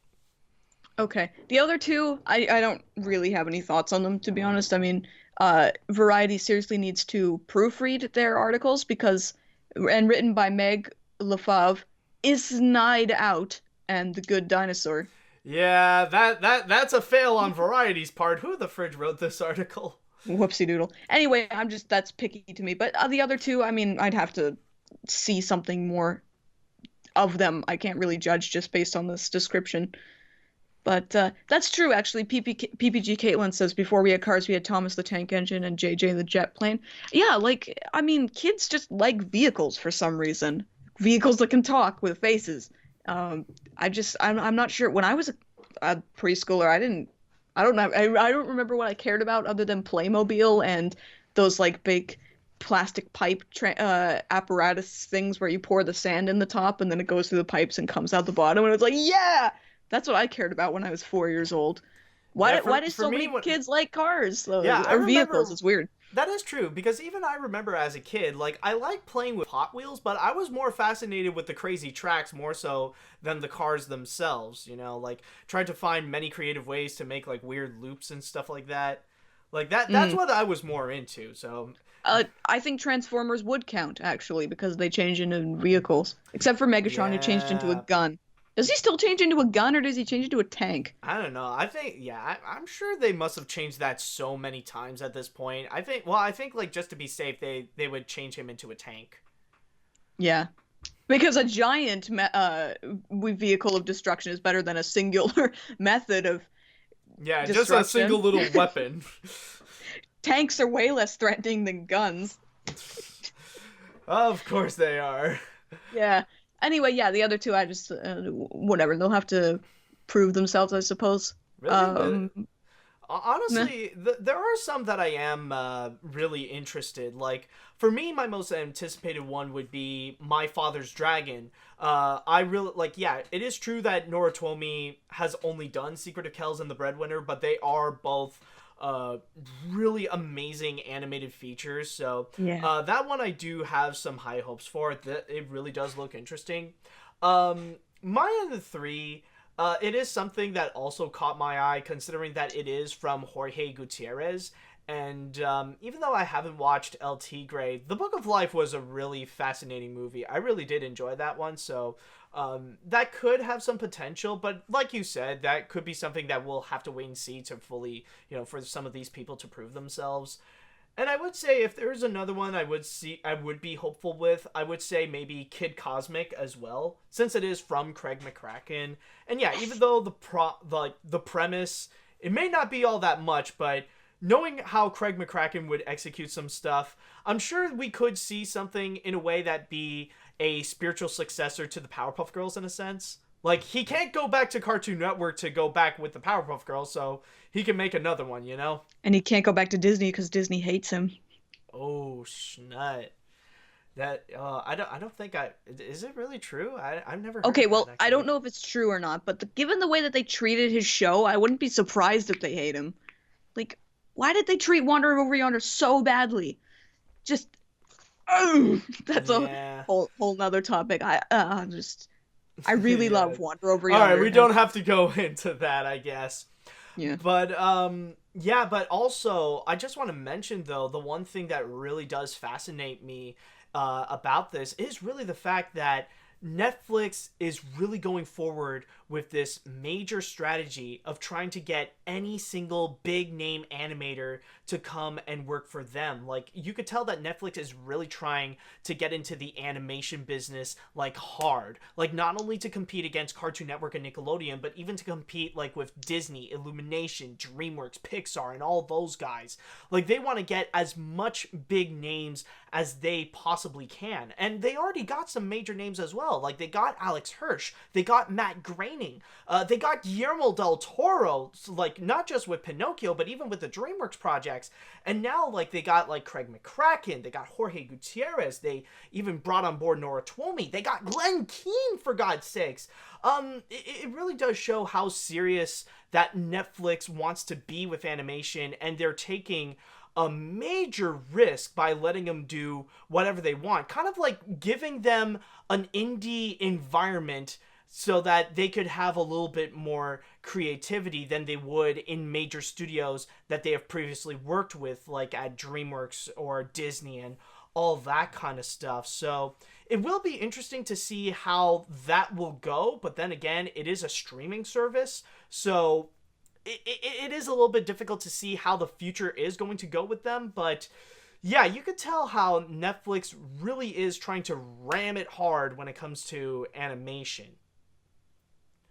Yeah, I definitely respect that too, especially because a lot of a lot of animation is so stagnant nowadays that it really needs uh, it really needs a good shot in the arm to get back into a place where you can point at some series and be like, yes, this stands out, this is great. And I'm not saying cartoons are completely devoid of that right now, but I do feel like cartoons are just sort of weak right now. The ones that aren't weak are the ones that are kind of just ongoing, like BoJack Horseman, where they've been strong their entire presentation, everything like that. But a lot of the really good ones have ended now. A lot of the really good ones from the past decade or so, they're done now.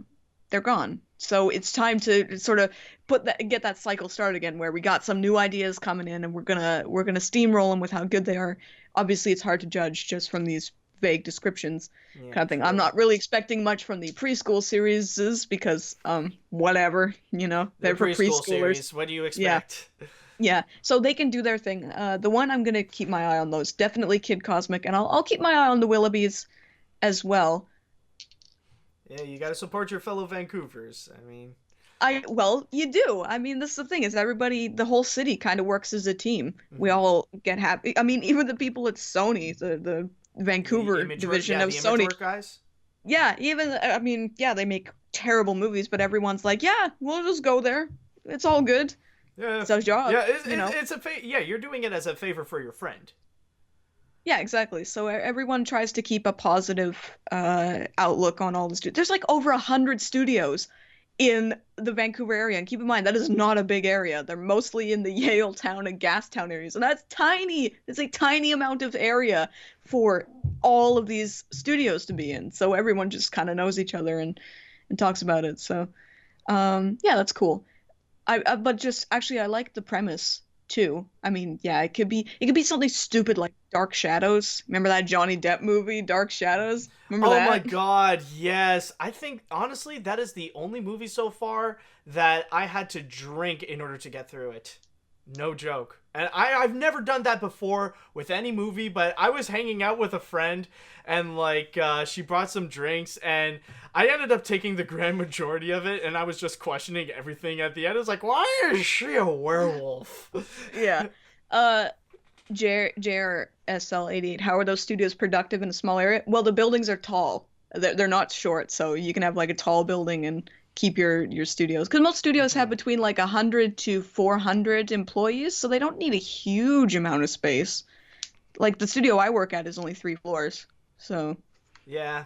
And I Yeah. will say that Montreal is trying to catch up when it comes to when it comes to animation. We're For like sure. we're really covered a lot with video games, but we are catching up in terms of the animation stuff. Like we already got what do we have? Like we have Cinesight already. We got what else? Oh, On Animation, of course. On Animation is there. The National Film Board of Canada is like our prime studio. Let's see. Where there's one more. I think Macros, is that what is it? Mikros, that's the thing. The studio, like, it does a lot of the animation for some major movies, like they did Sherlock Gnomes, they did Captain Underpants, they did some of the computer animation for Asterix, and I think they also did Sergeant Stubby as well. So yeah, we're Oh, that's catching right. up. Yeah. Yeah. So yeah, they're not that's the thing. We are like we're not as prominent as Vancouver, but we definitely are catching up.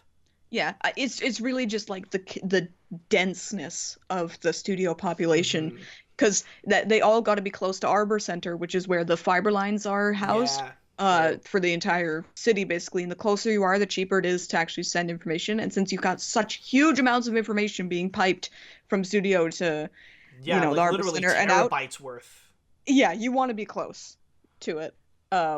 So let's, yeah, like you want to be over the bridge kind of thing in the downtown area because it's cheaper.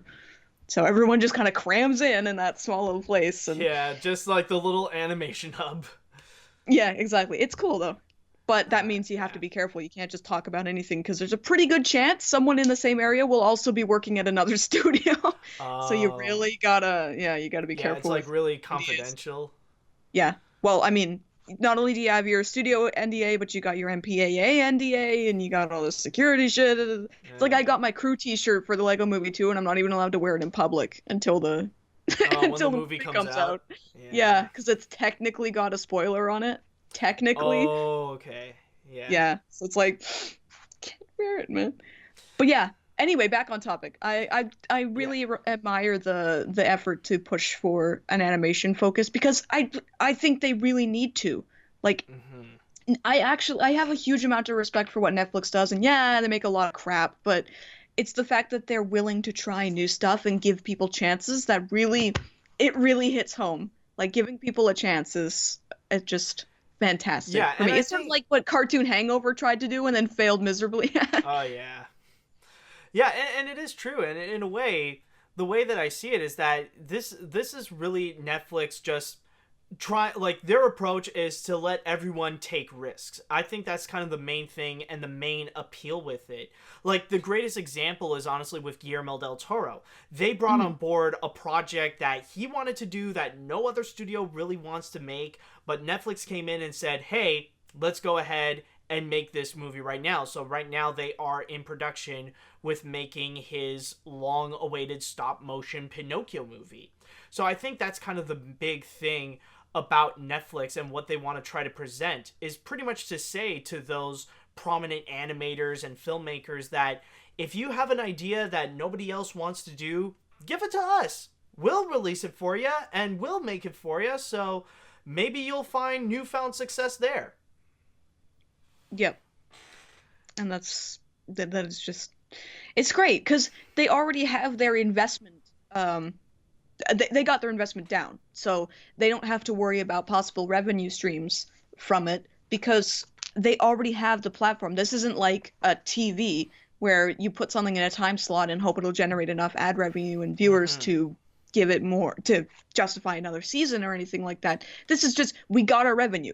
We got it. So you can do whatever you want, and if people watch, well, great. Then we'll renew you for some more. But it's not dependent on when it airs and what it has and how many eyeballs it can get to, because people already paid. You know, they paid up front for this, so it's okay. You know, like they got this. So that's why I think they're definitely willing to take more risks with their content, not just animation, but in general, is because they got their money already. So it's okay to be risky with it. Because it's sort of like the way Blumhouse is. It's like, yeah, they make a lot of crap, but if they get just one thing that's super successful, they got their money. They got so much money. Yeah. So it's okay to take risks because their revenue stream is kind of already guaranteed at this point. And I can respect that. There's nothing wrong with that. So it's good. It definitely is something I'm happy to see, especially for Craig McCraken. Yeah. So I think one more big question that I would like to know from you would be, considering the approach that Netflix is trying to do with it, do you think that right now Netflix could have a chance to be a serious competitor in animation, rather it be like against television stuff like Cartoon Network and Nickelodeon, or even against like the major motion pictures from Disney, Illumination, DreamWorks, and all those guys? Well, let me put it this way. If the television networks that air animation, if they continue to greenlight these ideas that people have seen a million times, that have no merit, that are just sort of all the way through, and then Netflix is going to greenlight these ideas that are like, wow, oh, I never seen that before. Wow, that's cool. Stuff that has stories, things that are binge watchable, all that kind of stuff. Of course TV is going to fail. I mean, yeah, TV has major backing towards it, but if people don't watch, if people don't watch, then they kind of screwed. But with Netflix, if they don't watch, well, they're still paying for their subscription, so whatever, you know. So I do think it's a serious competition, actually. I think that's why Disney's starting a streaming service as well, because streaming, I hate to say it, but kind of the way to go. You know, it's a lot more of a it makes a lot more sense, I would say, as a business model over television. And if television continues to be as stagnant as it is because they're so afraid to take risks nowadays, then yeah, Netflix and other streaming services will definitely take over. I mean, when was the last time? Oh, well, I can't. When was the last time you really sat down and said, like, I want to watch TV instead of I want to watch Netflix or Hulu or Amazon or whatever streaming service you have?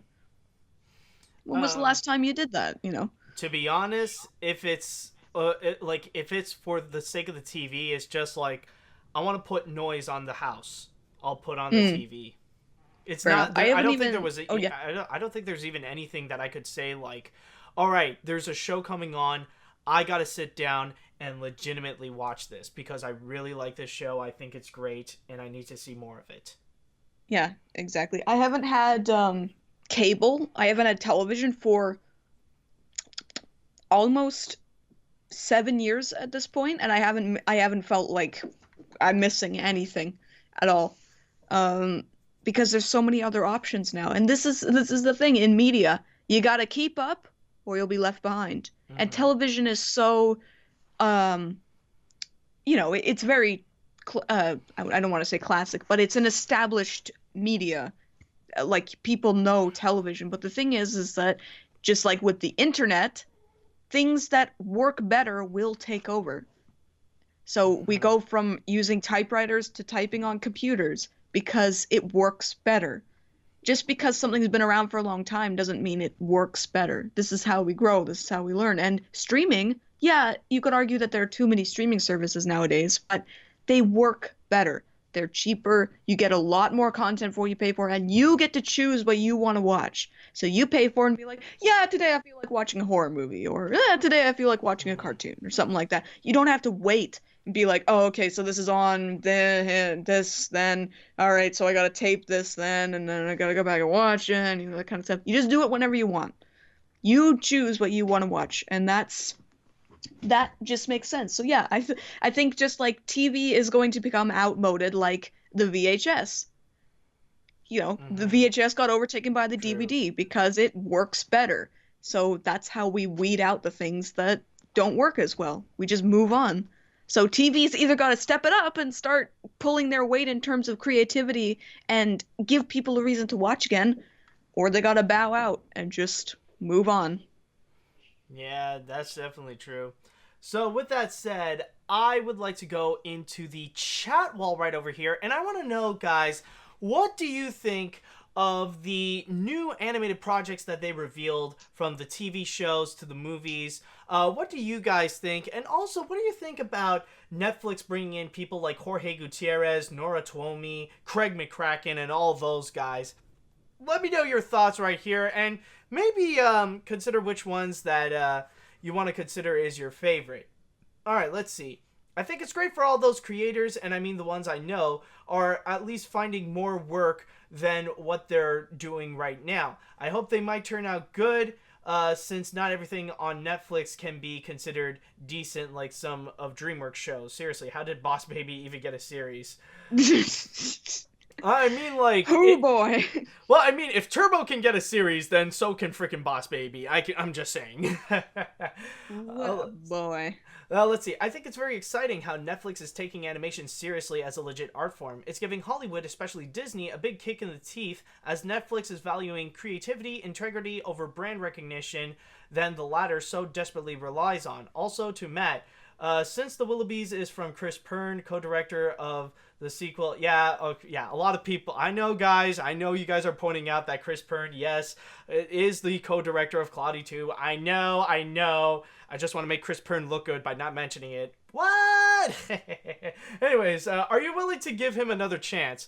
Well, I mean, I guess, if if the movie turns out well, if it's well received, if it turns out to be funny, I will give it a chance. I'm not saying the person Chris Pern, I'm not saying like everything that Chris Pern touches is a freaking disaster. Like, maybe, if it turns out well, I'll give it a chance, definitely. We'll just have to wait and see with how the movie turns out. It's just like when people would mention to me like, oh, a highly stylized CG animated feature film from the co-director of Cloudy 2. I just feel like that one clip of JonTron where he's like he's sunken in the couch. He's like, oh boy, my favorite.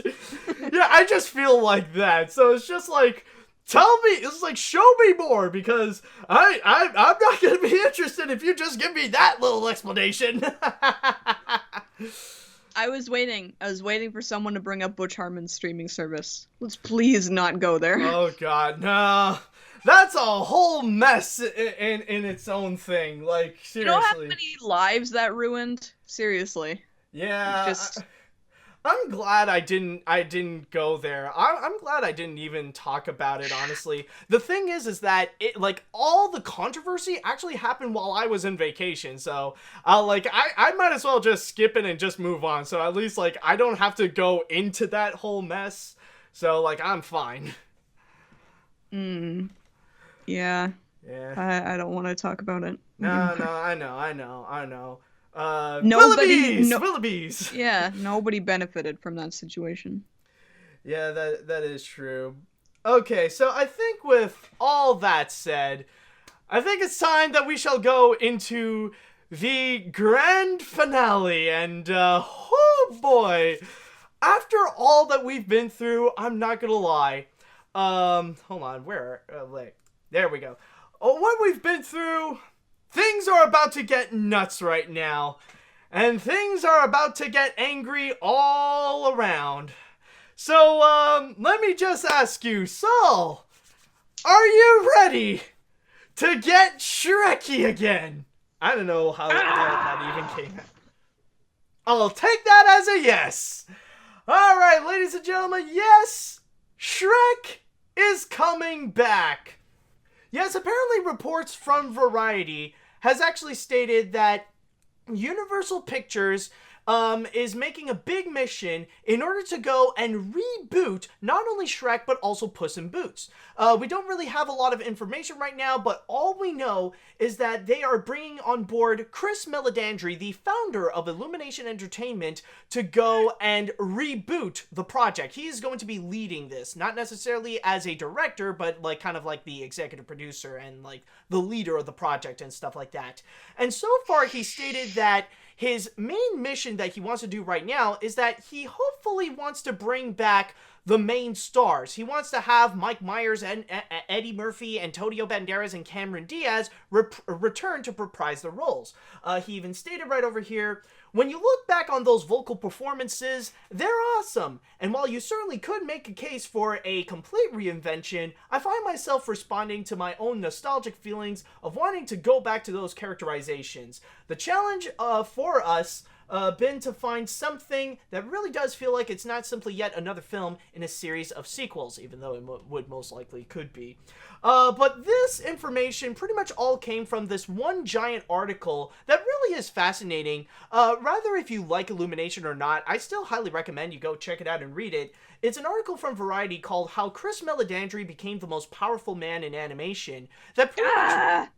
And it pretty much went through his whole history of how he started out working at Fox, and then he had one major disaster happen with Titan AE, where he made Fox lose $100 million.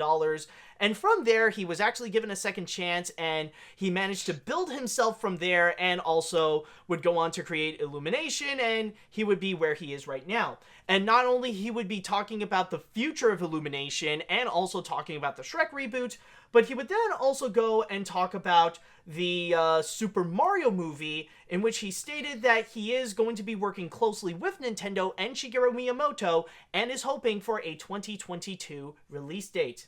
So, with that said, I would like to know, Sol, alright, I think it's time to set off the bomb. What do you think? She's gonna blow! Alright. There's a lot of layers to this. Layers! Onion layers! Oh, okay. Now, I don't know Chris Meledandri as a person. He might be a perfectly nice person, whatever. But I think he is awful at what he does. As I said, he prioritizes low effort, crowd-pleasing, middle-of-the-line, mediocre garbage. He doesn't care about the artistic integrity of animation at all. And I think that, I don't know, like, I'm not sure I understand the whole Shrek meme thing, to be honest, like, whatever. That's the internet. Like, I even did full research on that, and it still confuses me. Yeah, so I'm not, that's not really why I'm outraged. It's just, why? Why do something unless you think you can do it better? And I guarantee you that they will not do it better, because people like the first movie. They love the second movie. You're right. Shrek is love. Shrek is life. People understand Shrek. They like it. So if you're going to do something, don't do it unless you think you can do it better. And I guarantee that Mr. Meledandri, John, whatever his name is, he can't do it better. He can't. So why do it?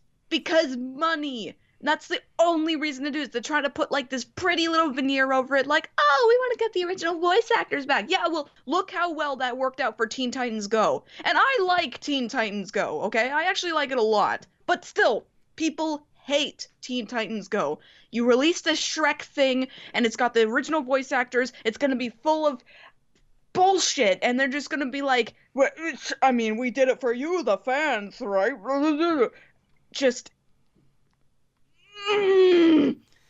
don't do something unless you think you can do it better. Yeah. At least they're not making it live action, but God, like everything, it's unfair to judge at this juncture because we know so little about it, but I can't help it. This is a terrible idea. Puss in Boots, I don't really care about. But But it's Just- mainly Shrek. It's mainly Yeah. Shrek. People are not going to accept this. There is a point where people put their foot down and say, no, we don't want this. And I hope people will put their foot down and say, no, we don't want this. Because who wants this? Except for the people who are going to make money from it. Nobody wants this. So Yeah. just why do it? Honestly, I just want to say right now that, really, honestly, it's very interesting that they do bring this up. But honestly, if there is one person that you really have to blame, I wouldn't even blame this on Chris Meledandri. It's honestly Universal Pictures. Because this move really does clarify that Universal really, really wants Shrek to come back. Because the thing is, I don't know if you remember, but this is not the first time that Universal tried to do this, that they want to bring back Shrek. Because if you remember back in 2016, when Comcast purchased, when they purchased DreamWorks Animation, one of the first major projects that they actually did announce was that they wanted to go and create a Shrek 5. And they actually brought on board Michael McCullers to go and write the script for it. And for a while, they said that stuff was happening, but then, ultimately, it never came to be, especially when they said that, oh, we're going to release it in 2019, and then we heard literally nothing else about it. Personally, I feel like it's probably for the best, because after the animated films that we've received from Michael McCuller's script, boy, it's probably for the best that we didn't get any, seriously. But yeah, now that they are trying to do this again with Shrek, with doing a reboot of Shrek, it really does clarify that Universal really wants to profit off of Shrek. They really want Shrek to be as big as they can again. Oh, look at the kitty. Yeah, sorry, he was getting under my computer. Okay, I see. But yeah, honestly, the thing is, I honestly agree with you on this one, because that's the only question I can ask. It's are there people that really want this? Is this something that people are fully serious into having another full-on Shrek movie? Because I feel like that would be the point where we're just kind of taking a joke a little too far. Because one thing that I do understand about the Shrek meme is that a lot of it is from the love of Shrek that is a little bit ironic, in a sense, where now Shrek has fully become an entire joke in itself on the internet. Like I mentioned before, it's a timeless meme where you could bring up Shrek on the internet and there will be people out there who will find it funny. But now that Universal wants to try to go and create Shrek all over again, it just feels like now they're taking a joke way too seriously by bringing back Shrek. And I just want to know is that, that's honestly the only question that I really want to ask is just, do people really want this? Do people really want to go and see Shrek again? That's honestly the thing that really does perplex me on this announcement, is just, do we need another one? Is all I'm asking. No. You know what? This is about as good of an idea as a Pepe the Frog movie. Oh god, yeah. Shrek, it might sound a little bit dumb to say it, but Shrek doesn't belong to DreamWorks anymore. Shrek belongs to everybody. Now, he's been memed into oblivion. He isn't one particular thing anymore. He now belongs to everybody. You're right, he's a meme. Mm-hmm. And making a movie out of memes is a stupid idea. So, thanks, Emoji Movie. Yeah. So, just don't do it. You can't make something that belongs to everybody into something that belongs to you. Like the Emoji Movie. Emojis belong to everybody. And then they tried to make it into something somebody could own, and of course it was awful. Not just because of that, but the writing was terrible too. But you know what I'm saying. It's just taking these ideas that belong to everybody and making them for somebody, as in for somebody to own, is a bad idea. Yeah, it's just, I don't see, honestly, I don't really know if it would even go in the right direction with this. And honestly, what's also interesting to mention is really the fact that there isn't even a confirmation about who's going to make it. They didn't specify if it is actually going to be from DreamWorks Animation, or, this is not out of the option. We could be seeing in the future Illumination Shrek. That could actually be possible. Yeah. I'm sorry, but you guys don't know who Pepe the Frog is? Yeah, that's another. I don't think we should go in there because Pepe the Frog is kind of a really controversial tale right there. He is, because to me it's just a frog face. That's Pepe the Frog. For anybody who has a BTTV plugin. Yeah, well, there's like a whole there's like a whole backstory with Pepe the Frog that's just like unpleasant, to be honest. So that's the thing. Look, the core essence of Pepe the Frog is that he's a meme that's funny. So, yeah. But still, Pepe the Frog, he belongs to everybody. Yeah, so no, if you make a movie about him, that's stupid. Unbelievably stupid. So just don't do it. Yeah, but also, Dragon Warrior 2000. What's the deal, man? This episode makes me feel like I'm having a meltdown. No, he's been complaining for like an hour about how this episode's making him sick. What's the deal? I have no idea. Okay, well anyway, AniMat and EyeofSol doesn't read my comments. I don't know. Well, some people want attention, so that could be the Sorry. case in both cases. You've heard of Pepe Le Pew? Yeah, different character. That's another story. That's a skunk. Yeah. Yeah, no, but yeah, honestly, for me, like, even though I enjoy the Shrek movies, well, mostly 1 and 2, and maybe Puss in Boots as well is pretty enjoyable, but honestly, I don't see the point of another Shrek film. And I know that we do live in an age where reboots and remakes are commonplace, but I just don't understand the appeal and the idea. Okay, maybe I do kind of understand it's really capitalized, because it is kind of capitalizing on a meme, honestly, but I don't see, like, creatively, in a sense, or at this point, why do we need another Shrek? Why do we need to continue this franchise? Like, it's kind of like burnt, like really run down to the ground, where like kind of the original meaning of Shrek, of how DreamWorks built it kind of is gone. Like, it really lost its original meaning. It's no longer a fairy tale satire. It's completely becoming an entirely different thing. Yeah, that's a good point too, Sunspot Mill. Kind of like how Slender Man went. Yeah, Slender Man belonged to everybody, and then they tried to make him belong to somebody, and then look at that. Yeah. Look what happened. That movie is hot trash. So it just is. This is a bad idea. Now, I'm normally one of those. I'm very much every idea is a good idea, but the execution is what's important. Kind of person, so I don't dismiss ideas just because they are kind of stupid. But this is a stupid idea. I'm sorry, but like this is something where I have no hope for. Like I can't with this idea. This is just the stupidest thing. Yeah, but like you gotta keep in mind though that we are in the extremely early phases of this project. Like this is something that has only been announced so far. And at this point, even if this does get confirmed to actually happen, then we're not going to be seeing a release date until like probably 2022 at the earliest. Like it could be possible it'll come out in like 2023 or 2024, but still, I do feel like it's going to come out at a weird time when everybody has moved on. Like maybe the Shrek meme might not even last that long. Who knows? I don't know. I mean, it's kind of timeless.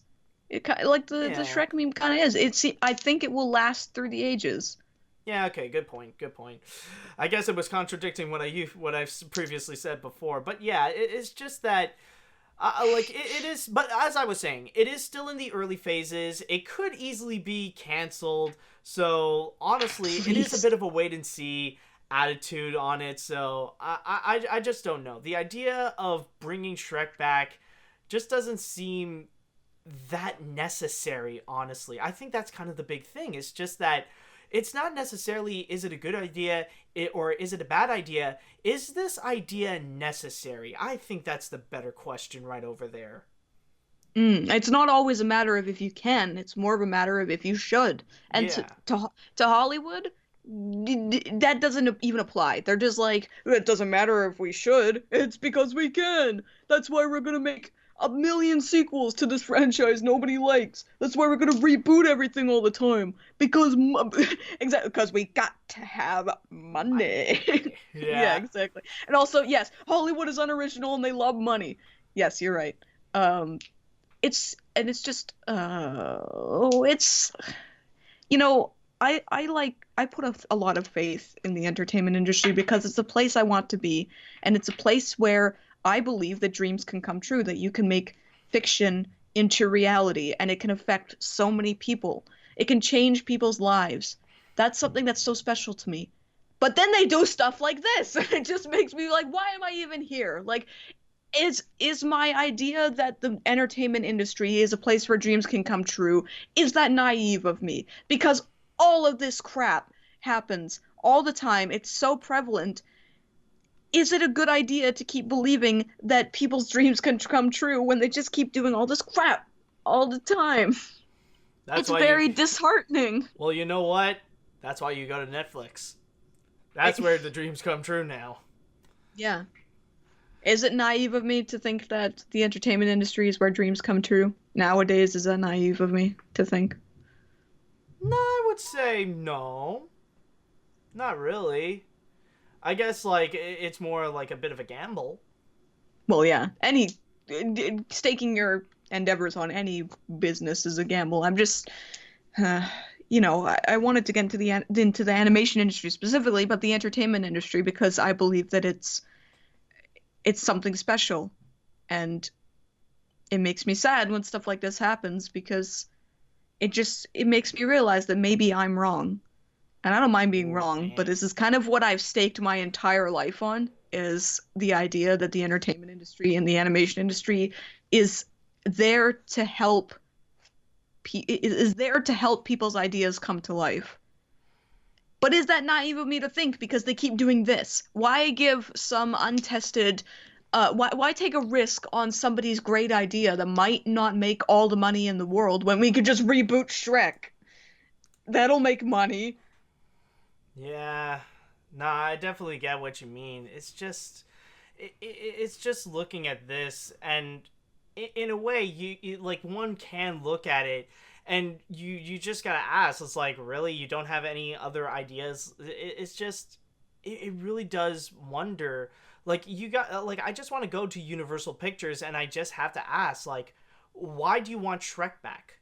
Like, why is it that Universal really wants to bring back Shrek, try to really make him a thing again, and try to reboot his popularity like it's back in early 2000s, you know?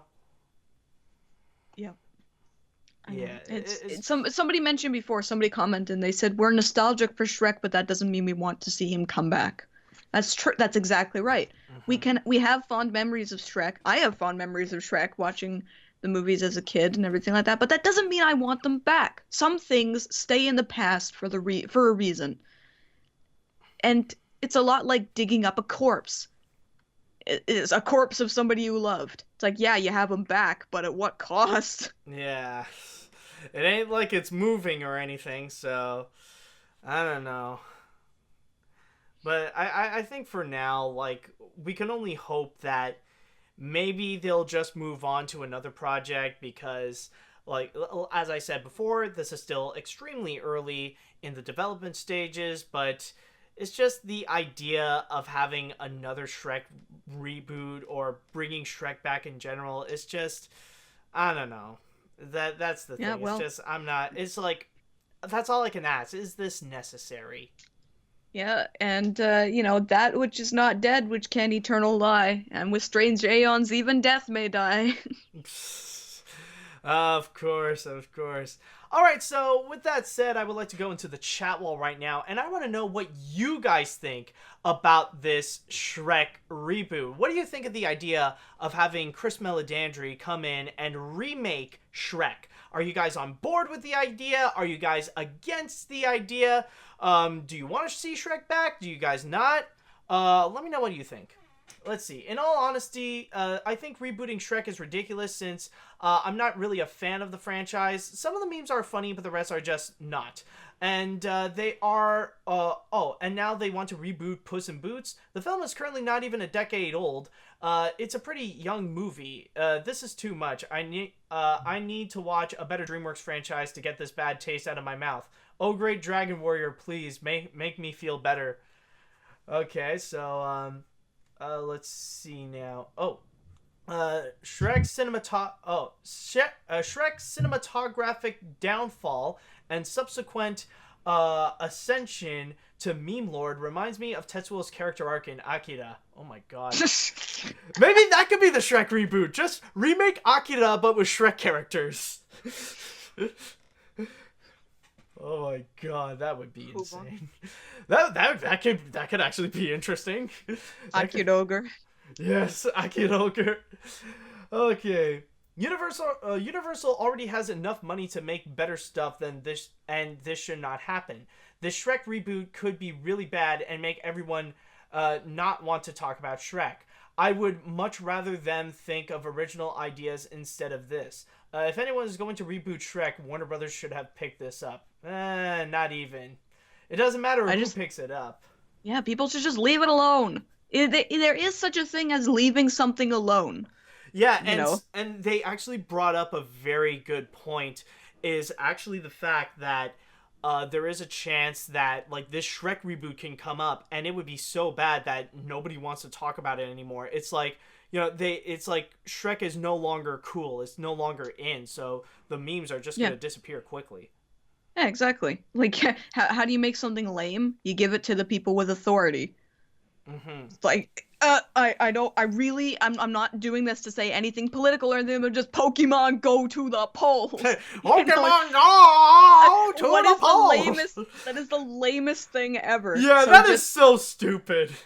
I'm surprised they didn't even make that joke about like in Teen Titans Go or something like that.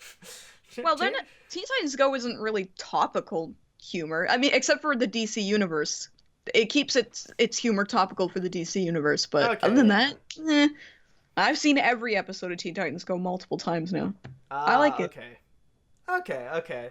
I'm not too familiar with Teen Titans Go, so I don't know if it's like the style of humor that they could like check out on or something like that. It's what I say for Teen Titans Go, the really, really short version, is it's a G-rated drawn together. I see. Yeah.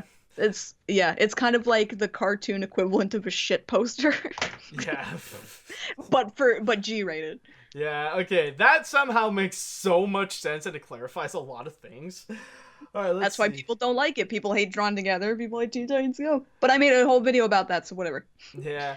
The DreamWorks Classics library has so many properties that DreamWorks could turn into movies. Why Shrek out of all things? Because Shrek was popular. I mean, what other DreamWorks movie would they really want to franchise like Shrek has? I mean, what, Prince of Egypt? Ants? The only other one I could really think of is Kung Fu Panda. Yeah, that Kung Fu Panda is a little too recent, though. I mean, for a 2008 movie, like, it's just turning 10 years.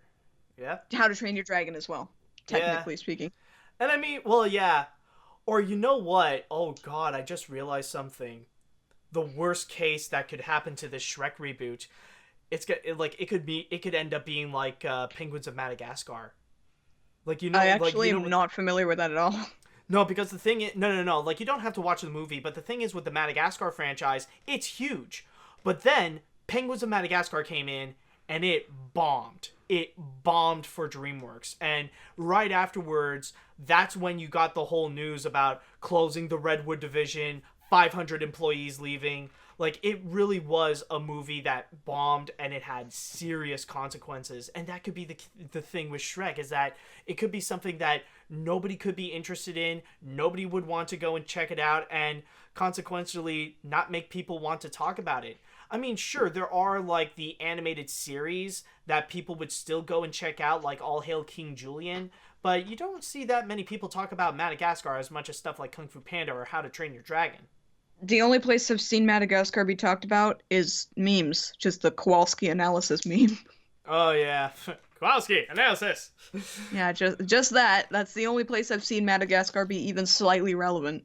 Since like it came out. Yeah, I think the only time, like the most recent thing I've seen of Madagascar is like when all the main characters go into when they first reach the island of Madagascar, and then we see Melman, like he comes close, and then he just says, "Sands."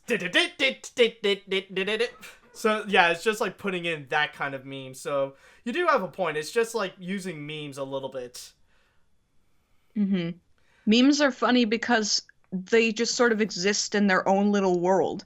Yeah. You know, and when you try to ground a meme in reality, it takes all the fun out of it. You know, there's a really good video actually by Emp Lemon, which a lot of people complain about, but it was like this why behind the meme is ruining memes kind of thing. And nothing against behind the meme, but just his idea that memes are just sort of like an outsider kind of thing where they just sort of exist in their own little world. And when people from the mainstream come in and try to appropriate them for their own uses, or when you try to explain them, it ruins the fun.